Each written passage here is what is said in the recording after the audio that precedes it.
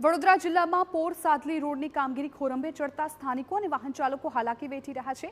65 કરોડ રૂપિયાના ખર્ચે પોરથી સાદલી સુધીનો નવો રોડ બની રહ્યો છે, પરંતુ 23 કિલોમીટરના રોડની ધીમી કામગીરીથી સ્થાનિકો પરેશાન છે।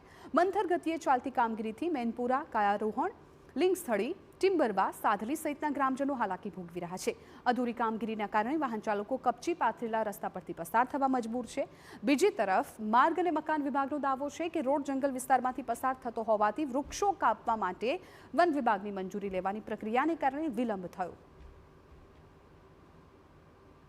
આરએનબીના રોડ જ્યાં ફોરેસ્ટની પરમિશનની રિક્વાયરમેન્ટ હોય ત્યાં જેવો રોડ મંજૂર થાય આપણે ફોરેસ્ટની પરમિશન લઈ લેતા હોઈએ છીએ, પરંતુ ફોરેસ્ટ ખાતાની જે પ્રક્રિયા હોય છે કે જેમાં એમના છેક નોડલ અને સ્ટેટ ઓફિસર સુધી ફાઇલ જતી હોય છે, જેના કારણે સમય થોડો વધારે માગી લેતો હોય છે અને એ પ્રમાણે જ આપણે પ્રોજેક્ટની પણ સમય મર્યાદા રાખેલી છે।